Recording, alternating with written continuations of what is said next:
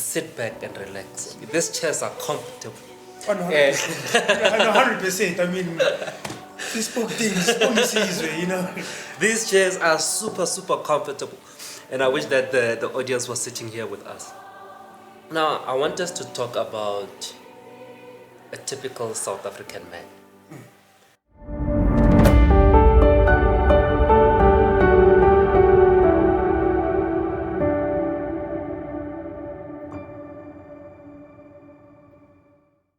Yeah, welcome to our podcast. So, it's a simple podcast.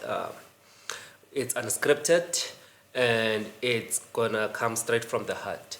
I know there's a word that says that what comes straight from the heart goes straight into the heart. So we didn't want to be too much technical about this podcast or this episode. We just wanted to give you value as it is. So today I'm with a gentleman. He's 26 years old. I know who he is, but he's going to give you a 2-second version of himself just in a while. But let me tell you something interesting about this gentleman. He's a 26-year-old. We are sitting here in his factory. He's a furniture wizard. He manufactures furniture. I'm not going to tell you his name. He's going to tell you everything. And for somebody who's 26 in South Africa, being established as he is, coming from where he's coming and then establishing himself to where he is today, I think it should be commendable. As a matter of fact, let's talk to Z. Man, how are you, bro? I'm good. Yeah, I'm good. I'm scrumptiously good. Good is an understatement. Yeah. So I want you to give us a 2-second version of who you are, how you ended here, what do we call this facility over here, and what basically happens in here. Just a 2-second version before we carry on with the conversation. Okay, well, like you said, I'm 26 years. Yeah. I go by the name of Sazi Mjali. Sure. And yes, this is our factory. It's not my factory, it's basically our factory. Sure. Bongisizwe Furniture, bespoke furnitures. Long story short, I went to a technical high school, the Diedrichs. And I studied woodworking. And then I got taken in by a wonderful family, the Lloyd family. They had a furniture business.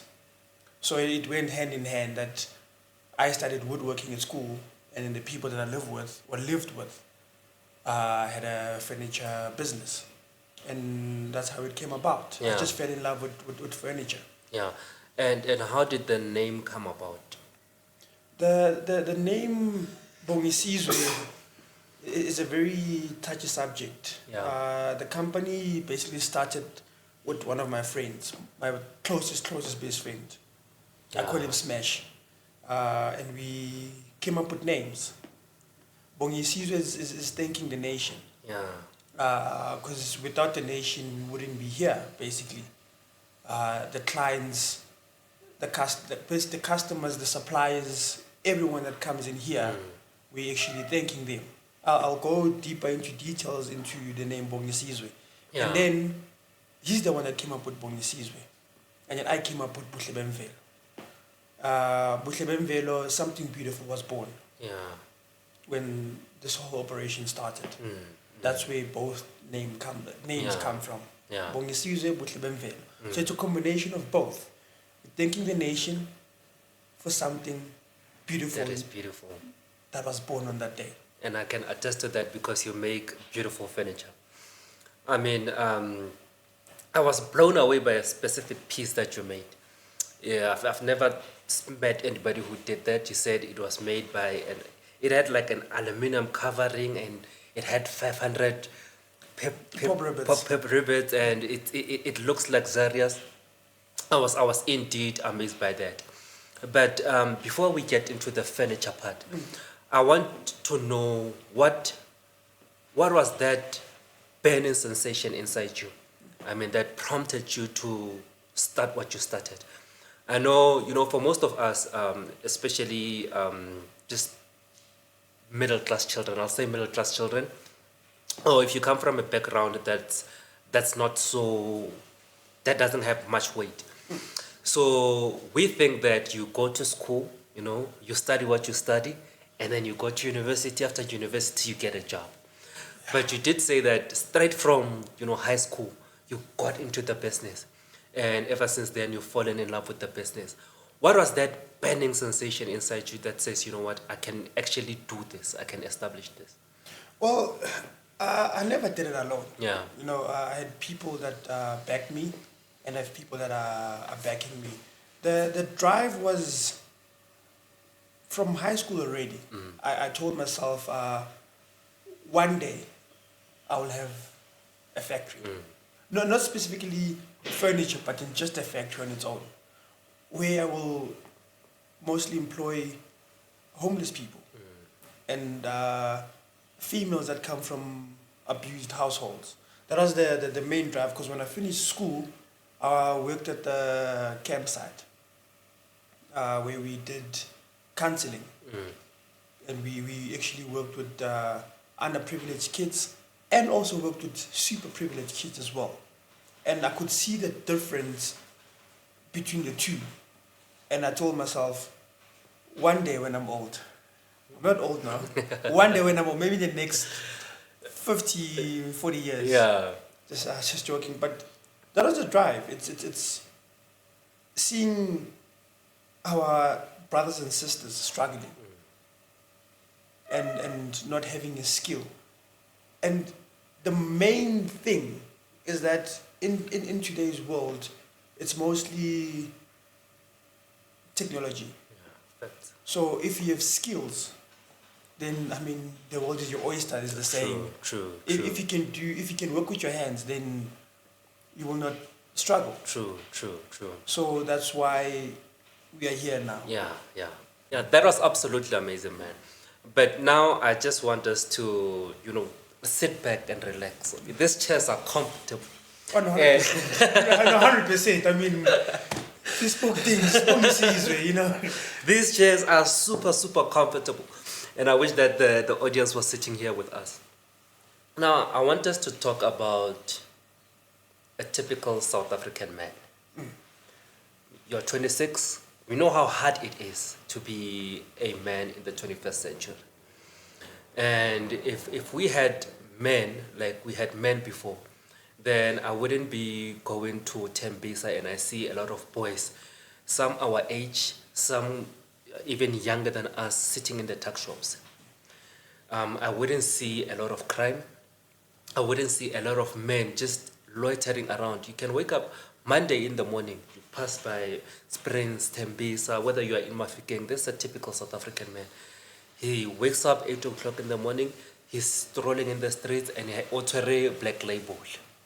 And then this guy has the same dream that you have, probably something different. He wants to be an engineer, he wants to do marketing, he wants to do furniture like you are doing furniture. So how did you go against the grade?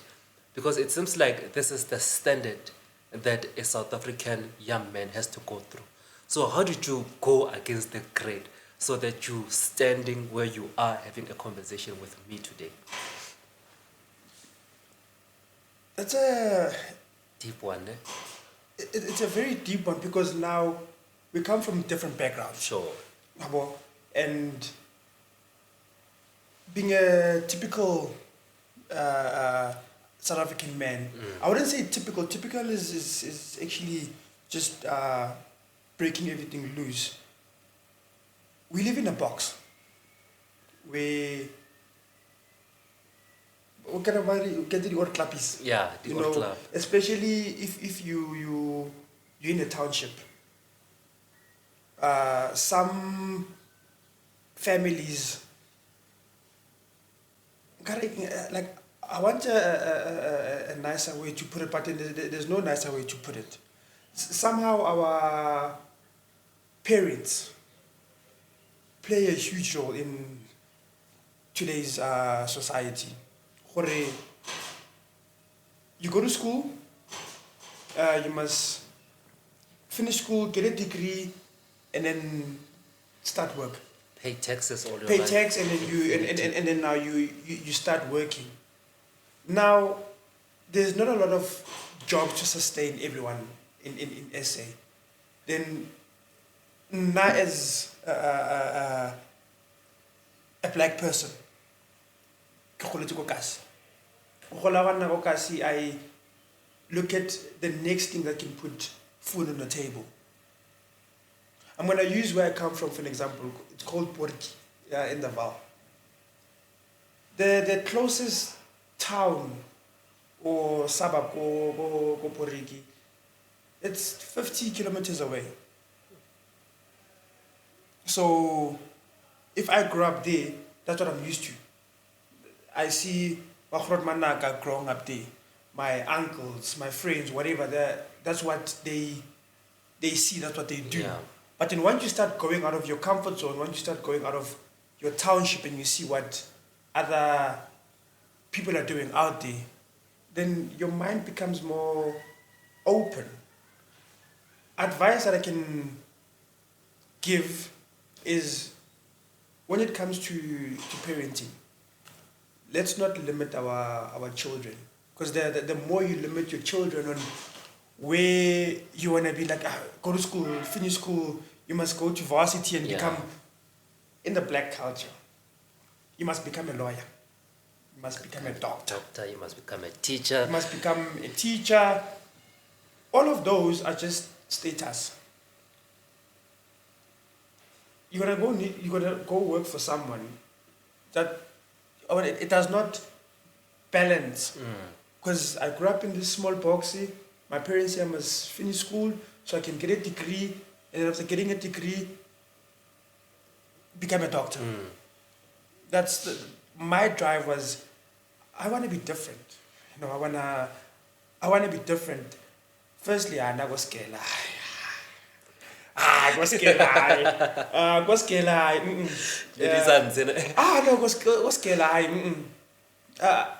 I just knew when I left Kokas, oh, this is what's actually happening out there. Because I got a rugby bursary when I was young, so I got exposed to quite a lot.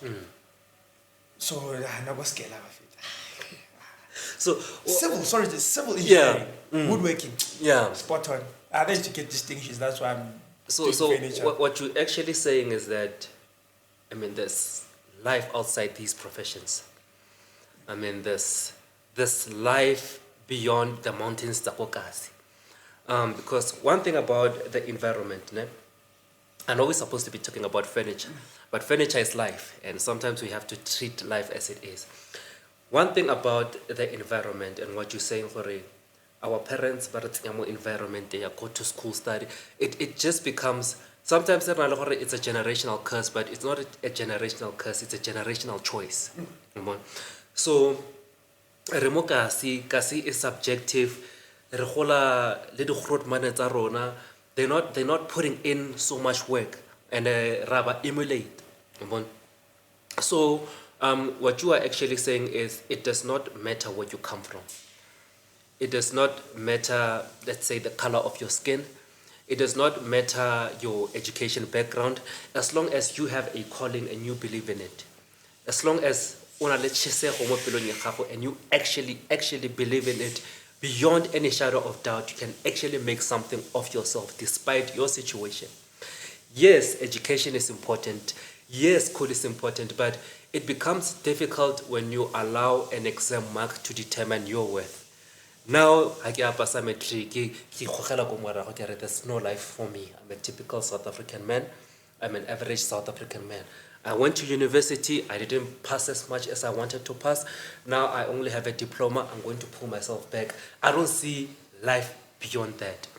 But for you, you actually saw life beyond that. And as I'm talking to you, it seems like that you always had your vision fixated on the North Star. Come on. So with that being said, I want you to talk about what it takes, to build a product, what it takes to build a company, what it takes to build something that is going to probably build a financial wall around you and your family.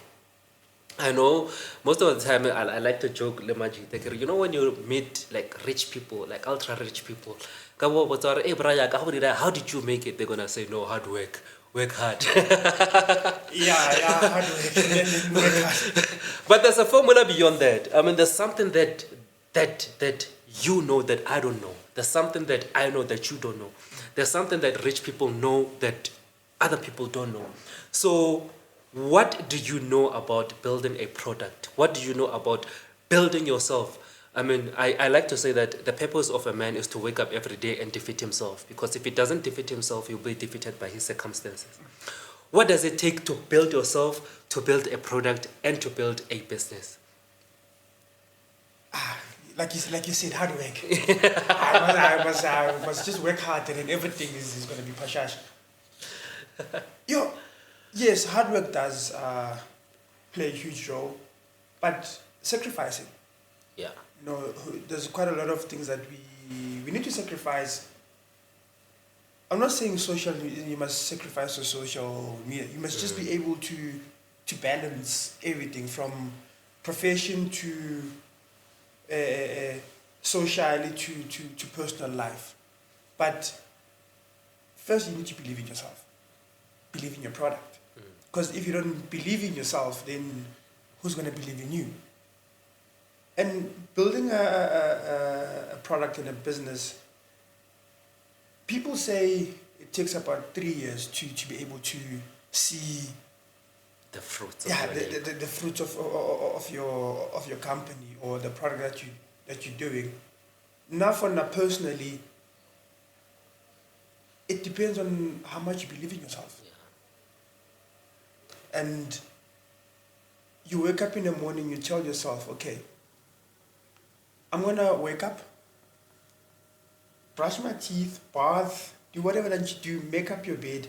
That's the first step that I do in the morning, is when I make up my bed, then I'm going to have a successful day. And then you go into work knowing exactly what you're going to go do there. And then after that, there's no formula, man. Yeah. There's literally no formula. It's just you need to believe in yourself and work hard towards your dreams. Now, how I did it is because of my background. You know, I'm the only boy amongst 5 girls. So much pressure, ne? Yeah. Only boy. 5 sisters. And second last born. In a way, I felt for everything is here. Even though my parents never gave me that word, hey, Baba, uyindoda yonke into iwela phezu kwezandla zakho or your shoulders. It's just something that I had. So I had a very difficult upbringing. That was the drive to be able to wake up and say, I'm going to make myself proud.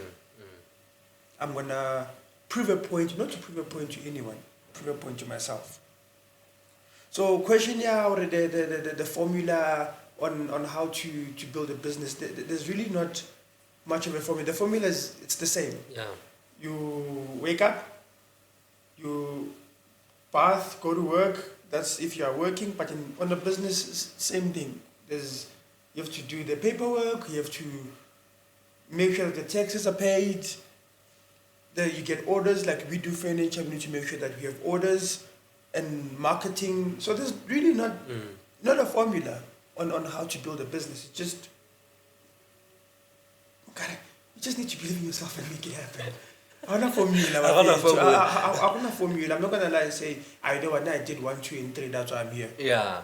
As a matter of fact, if you can ask 100 people or individual, or what is your secret to success, you're gonna get 100 different answers. So like you're saying, I want a formula. I want a formula. Formula. There's a formula to make a couch, though. Sure. But not in life. Life has no formula. There's no book for life. So guys, we're gonna come back.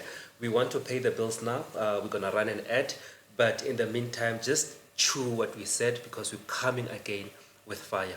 Thank you so much.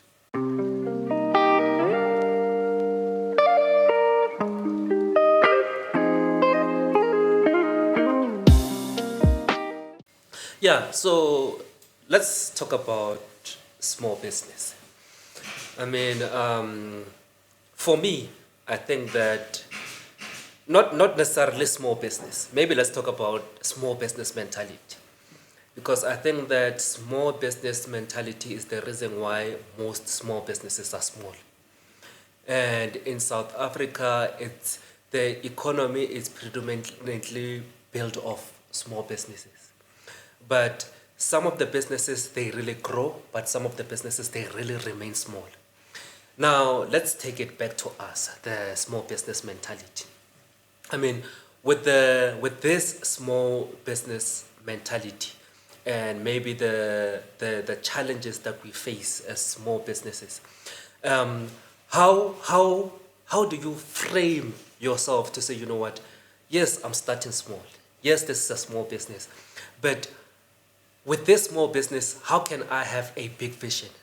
What is the big picture for my business? What is my 20-year plan? What do I actually want to achieve with this business? Because when we get into your facilities, a person wouldn't think that, wow, this is a small business. One, because of your leadership, because of the thought and the hunger and the enthusiasm that you put into your business. So what is your take on that? And how have you been able to survive the small business mentality that seems to be wiping most entrepreneurs in South Africa? Look what happened to COVID. I mean, COVID really came and then it just obliterated most of the small businesses. But yet you started in 2020, you were able to grow through a crisis. So for you, it was not a crisis, it was actually an opportunity because you established yourself in an environment and a situation where it was so hard to make business. So what is your take on that, bro? Mind over matter. Mind over matter. Long story short, Papa Archbishop. So And every single time he would preach, and then sometimes look on now. It was like he would actually get angry and say, "There's no such thing as intenganinyana." If Warapel said, "Mudimu, can you please bless Mtunyana Eyakaye? Mudimu kopa o bless this smallanyana business of mine." It's gonna stay small, cause mind over matter. Your mind is telling you, "Hore, my business is small." That's how you're gonna vision it. "Hore, my business is small." So basically, it's just mind over matter. And we need to stop this mentality SMEs, because now you need to approach a big corporate company. If you're gonna get there, or like, "Hey, my business is small," those people can read you. Those people can read. If you're gonna get this, like, "Yeah, I'm from Bongisizwe, and this is what I make. yeah, And this is my price." Don't be arrogant, but be confident. You must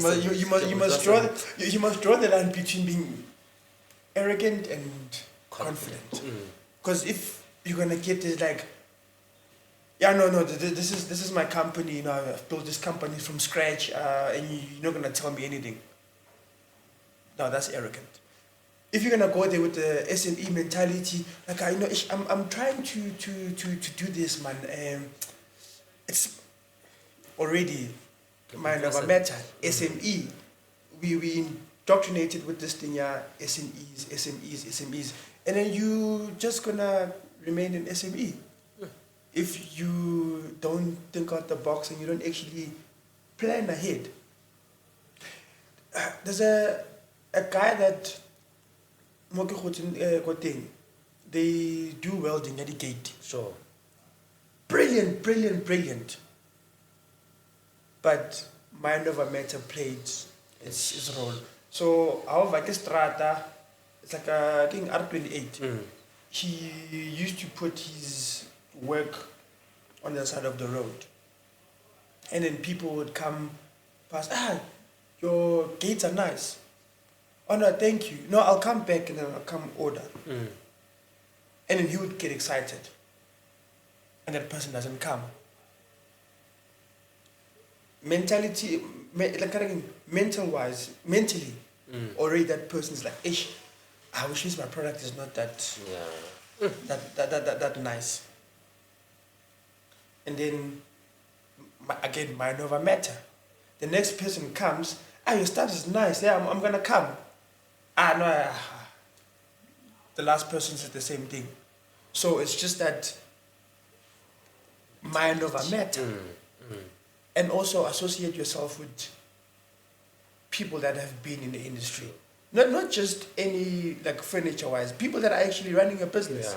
Because at the end of the day, furniture happens that side, business happens in the office. Whatever the big corporate world is doing, you're also doing. Just in a smaller scale, but you're doing exactly the same thing. So that's where my mind is at. It's just mind over matter. Absolutely. And sometimes we build a wall between what is possible and what we have. Because what we have, we think that it's small, and I can't go to the big corporate guys because I'm being strangled by my own thoughts. You know, I'm being I want to defeat this mountain, but this mountain is me. So this mountain I can actually defeat, but I have to defeat me because I'm standing before what is possible for me because of this small business mindset. And with that being said, challenges, like the challenges that you face in your business. Some of the challenges that are really like a pain, because there are challenges that are really a pain. And some of the challenges, and some of the lessons that you have picked from these challenges. I wonder when it comes to the lesson. Quite a lot has happened in the past 3 years. And one of the biggest challenges that I once had was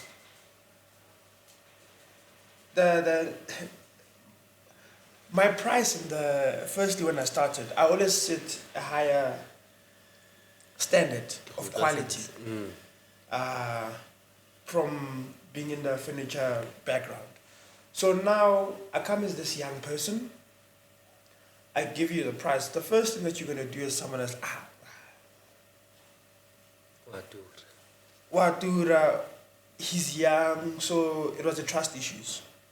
That was the first one. So I had to carry on building on that quality so that people see that. And then another challenge is balancing building a company, and socially, personally. That's my biggest challenge, is being able to balance everything.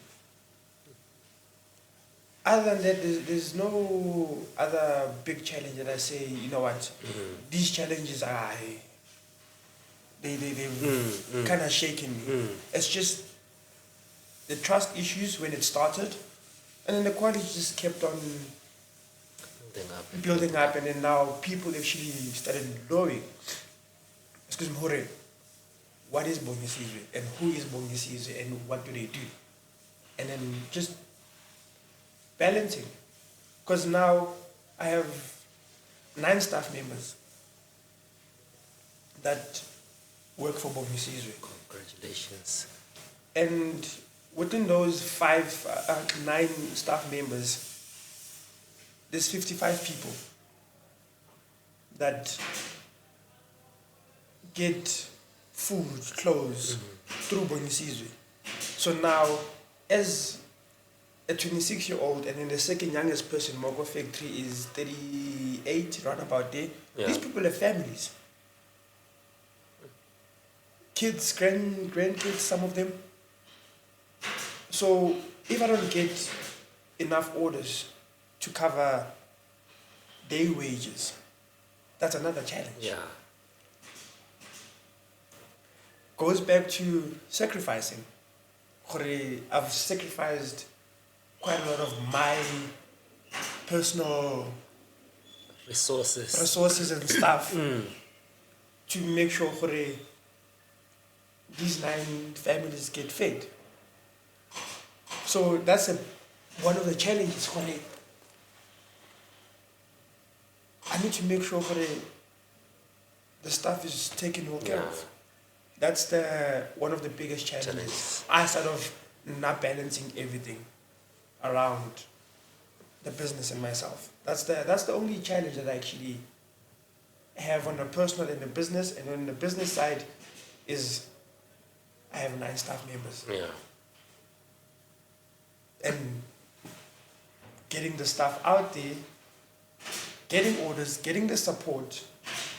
Other than that, we're building an empire. Yeah, I see. Brick by brick. Yeah, hungry success. Can already feel the weight on your shoulder. And with that note, we're gonna run an ad and then come back to you in a jib. Shadio.